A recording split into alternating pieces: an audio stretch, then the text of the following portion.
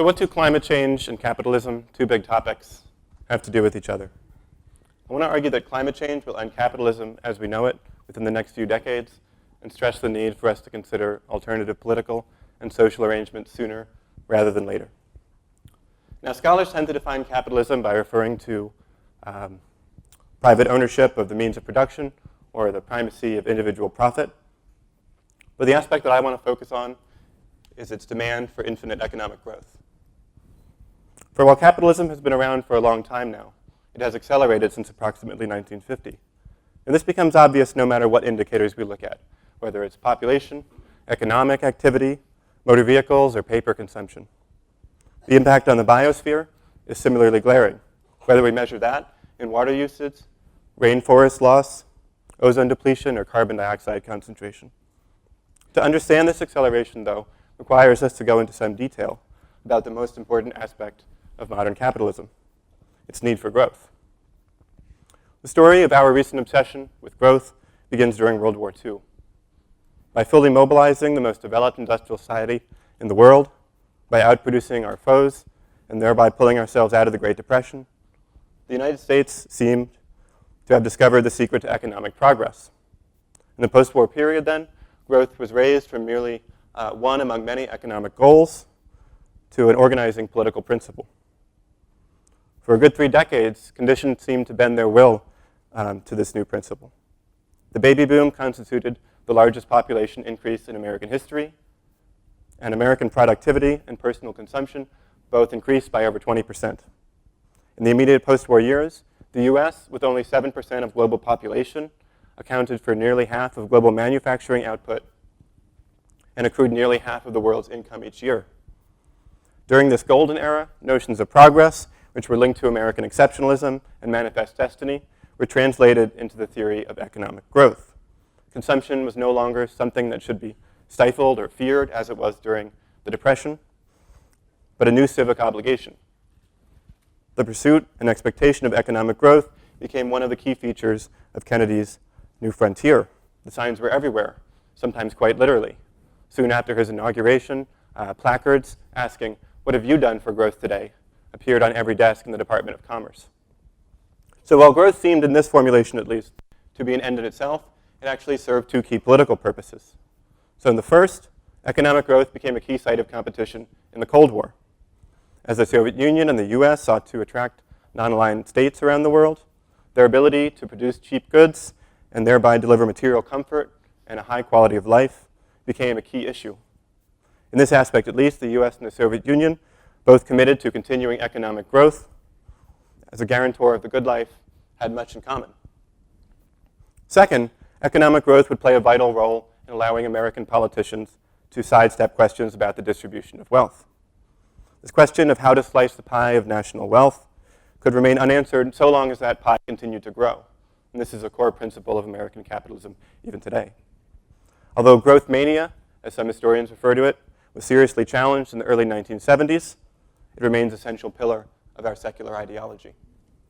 In the 90s, behind the neoliberal stewardship of the Clinton administration and the financialization of the US economy, the expectation of continued economic growth assumed a slightly different form, of collective investment in the stock market.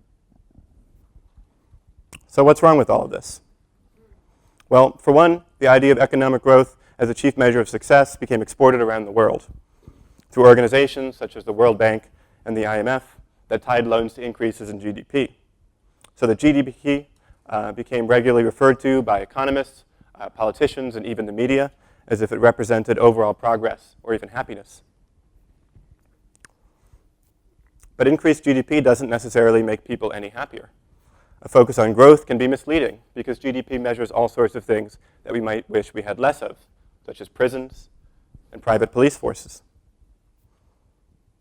During the Cold War, GDP per capita roughly tripled, so that by 1991, the average American family had twice as many cars as they did in 1950.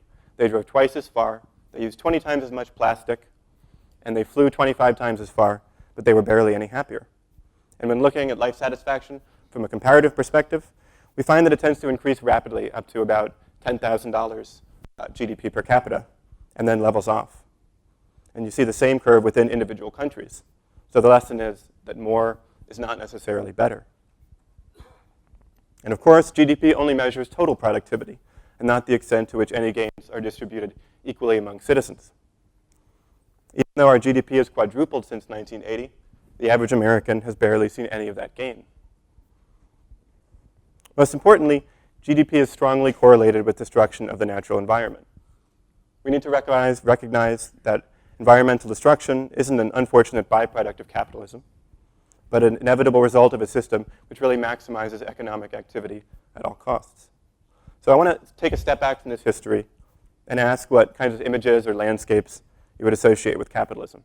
So for example, you might think of the factories of the Industrial Revolution, or perhaps the exploitation of workers, including children, which those of us in the West can pretend is no longer occurring. Probably think of Wall Street today. But what other kinds of landscapes should we be thinking of? Perhaps the haunting landscapes of clear-cut forests around the world, 36 football fields of forest cut down every single minute. Or the ruined remains of mining ever deeper into the world to the earth for resources. Or perhaps our vast mountains of waste, shipped to locations that most of us can hope to never have to look at. But I want to focus on the shared landscapes of climate change and capitalism. From Katrina, Sandy, and dozens of other storms, we've seen how devastating floods can be. But they don't affect everyone equally. Instead, they tend to highlight existing inequalities and destroy poor communities that lack the resources to protect themselves and rebuild, especially in the global south. Now, we tend to think of climate change as a future threat, but it already adversely affects 300 million people around the world. However, most of them live in countries that have contributed very few historical carbon emissions.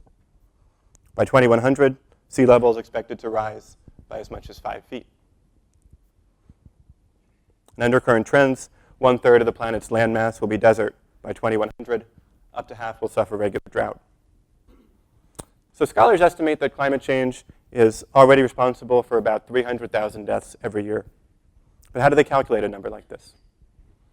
Well, in many places, the yearly averages of something like rainfall are barely changed, but new unpredictable weather patterns make life almost impossible. For example, in Kenya, there's now either extreme drought or heavy rains, which then cause fatal floods. In the global south, where many people are far more dependent on local agriculture, violence over water and other resources is a regular occurrence. Of course, this violence is rarely reported as having anything to do with climate change, let alone the energy demands of the West. Now, most mainstream discussions about climate change, including forums like this, tend to hype this or that alternative energy source or tout a Manhattan Project scale campaign to solve climate change. I'm certainly not discounting the need for continued development of alternative technology sources on that scale, but we should also confront the future with eyes open. In 2050, there will be 9 billion people on the planet. And for them to live as we do in the United States today, our energy efficiency would have to be 130 times what it is right now. But what mainstream speakers don't mention, and what drives so many mild-mannered environmentalists or environment-minded professors to sound like revolutionaries, is that climate change is only one of the major stresses on the biosphere. So I want to very briefly mention two others. The first is resource depletion. Our appetite and numbers are drawing down the resources that we now depend on, just as much as we depend on oxygen and water. The question is not whether we will run out of resources like petroleum, but whether they will or have already become too costly. In 1930, for every unit of energy you put into oil exploration in the United States, you got 100 times that out. Now the average is only 11 to 1, and it's much lower for things like tar sands and fracking. Even if we stop burning fossil fuels today, we'd still face a landscape of diminishing resources, including water scarcity, topsoil erosion, deforestation, and depletion of key minerals. And then there's biodiversity loss. 1/4 of all animal species are expected to become extinct over the next 50 years. Now, it's hard to picture what something like this actually means, this kind of scale. For example, I want to show 3 species that have gone extinct or are thought to have gone extinct in the last decade. The first is the Mandarin large white butterfly. This is the puoli, or honey creeper, in Hawaii. This is the Pyrenean ibex. So if I were to show you an image of an animal that's expected to go extinct by 2050, and I held that image on screen for only 1 second each, we would still be here for over 10 days. So what are our lives going to look like in 30, 40, or 100 years as a result of our devotion to economic growth today? Well, we're going to see landscapes of drought shorn of their natural beauty, flooded cities, and ultimately new ways of living or coping. Solutions to contemporary environmental crises certainly involve lots of gains in energy efficiency and new technologies. But it would be far-fetched to think that these kind of events won't change the way that we think and live. There's no question that climate change will actually change us. But will it be for the better or for the worse? I want to lay out two options for the future. The first, and one that admittedly the United States is headed towards right now, might be called Fortress America. The next few decades will see hundreds of millions of climate refugees, and our current stance on immigration, which has very little to do with empathy or justice, is certainly not promising. It's easy to see politicians, so many of whom are funded by fossil fuel concerns, digging in their heels and ignoring a real transformation before it's too late, and relying on America's military power to ensure that business as usual lasts just as long as possible. But walling ourselves off from the rest of the world simply won't work because environmental problems don't respect national borders. As I've shown, climate change is only one of many crises. So unless you believe the theory that finite natural resources, including carbon sinks, can somehow support infinite economic growth, growth-based systems such as capitalism are simply not sustainable. Liberals like Al Gore and Thomas Friedman propose alternative technologies, revitalized markets, and minor individual lifestyle changes because they want to hold on to capitalism, to business as usual. They contort themselves to figure out how the task of addressing the destructiveness of capitalism can itself be made possible. But perhaps it can't. Perhaps, as Murray Bookchin has argued, capitalism can no more be persuaded to limit growth than an individual human being can be persuaded to stop breathing. What we're seeing now and what we'll see over the next few decades is not an accident, but really the logical result of a world capitalist system that motivates people to accumulate unlimited wealth, power, and resources. In this way, I think green capitalism is really an oxymoron. So this is to say that over the next 40 years we have a choice. Let our growth mania drive the planet to ecological collapse, or get rid of capitalism. This is not so much an appeal for a transformation as it is a prediction that change is coming, and that the sooner we develop alternatives, the sooner we make the necessary transition, the less violence we, our children, and our grandchildren will experience. So while it certainly seems as if a transformation away from capitalism is not on the horizon, we should keep in mind that radical systemic change is as common as grass in world history. The average American living in 1770, the average Frenchman in 1780, and the average Russian in 1915 might have been just as dubious about these words applied to their own society.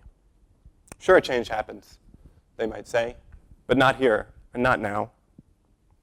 However, psychologists have reported what they call an end of history illusion, in which individuals regularly underestimate how much they'll change in the future.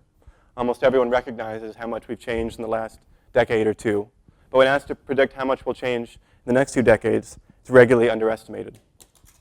Come back 10 years later, of course, and they're dead wrong. And I think this is true of politics as well. The late Margaret Thatcher, used the phrase, "There is no alternative," to justify her policies of austerity so often that it eventually earned its own nickname. There is no alternative. Tina. We're told that there is only one way to live, and it is ours, and it just happens to be the best ever. I disagree with Thatcher here, and I think you should too. Capitalism has worked out quite well for many Americans, who for over 50 years now have enjoyed the highest standard of living in human history. While few people in the world would ever want to give up the conveniences that capitalism has delivered, largely by exploiting an ancient bank of energy in the form of fossil fuels, it has also brought us to the brink of ecological collapse. The proposition that human society is maximized by a group of individuals pursuing their own self-interest, and that government should simply step aside and let markets work their magic, this proposition is failing. And I think if that's not clear now, it will be in 10 or 20 years. But what's the alternative then? Well, the task we're facing is not so much environmental as it is political, to decarbonize rapidly, obviously, but also to develop alternative arrangements beyond self-interest. That's why I think radically democratic protest movements such as Occupy Wall Street and the international climate justice movement are so important. And I think they should be judged not just for the small ways that they influence our policy today, but for the alternative forms of greater democracy, awareness, and accountability that they introduce into our consciousness. For example, the argument advanced by climate justice activists that everyone has the right to the same carbon emissions is a radically egalitarian proposition, but it's also one that's hard to deny. So exactly how do we get to this kind of utopian vision of the future? I don't have the precise answer, but I do know, as anthropologists can attest, that human beings have organized themselves in thousands of different ways in our history. And we should draw on these experiences as we construct our own future. We should expect, prepare, and advocate for a move away from market fundamentalism and militarism towards significantly lessened carbon footprints, greater attention to public goods and services, and their transformation from interest group politics to more direct forms of democracy. Not so much because they represent better ways to live, but because, as Thatcher might say, it's our only option. So I think we might take a lesson from Milton Friedman and recognize that our responsibility is not only to change the way we live and to think in the here and now, but to develop alternatives, to keep them alive and available until the politically impossible becomes the politically inevitable. Ultimately, the belief that there is no alternative is what assures us, or perhaps condemns us, to more of the same. If we can provide a vision of a better future, the climate crisis might just give us an opportunity to create a healthier and more equitable world. Thank you.